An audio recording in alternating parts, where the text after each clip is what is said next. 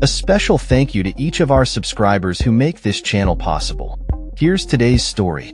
In a significant moment for Australia, King Charles III and Queen Camilla are set to arrive in Sydney this Friday, marking the first visit by a reigning British monarch in over a decade.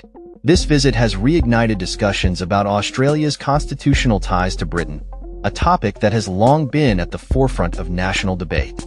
The iconic sails of the Sydney Opera House will be illuminated with images from past royal visits, creating a celebratory atmosphere for the royal couple, whose 6-day itinerary has been notably shortened due to Charles's ongoing cancer treatment.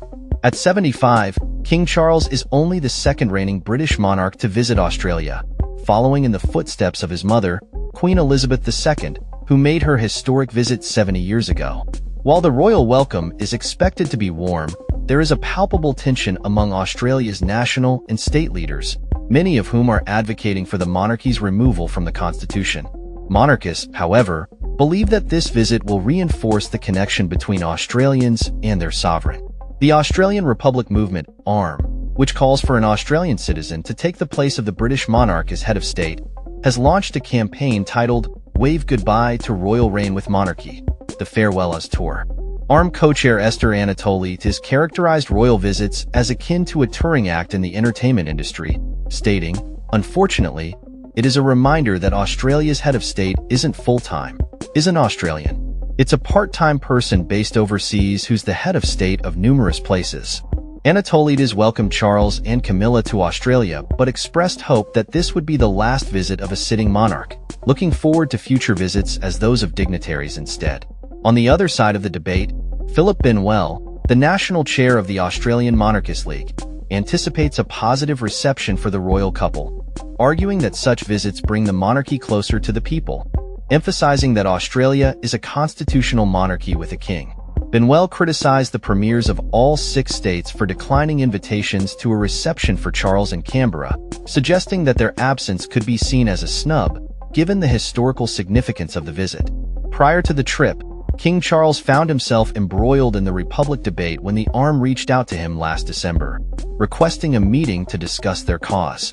Buckingham Palace responded, stating that any meetings would be determined by the Australian government, and no meeting with the ARM appears on the official itinerary. The palace noted, "Whether Australia becomes a republic is a matter for the Australian public to decide."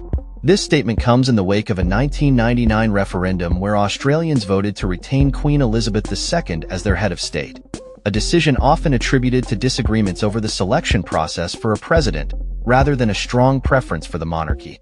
After his engagements in Sydney and Canberra, which are located 250 kilometers apart, King Charles will travel to Samoa to open the annual Commonwealth Heads of Government meeting.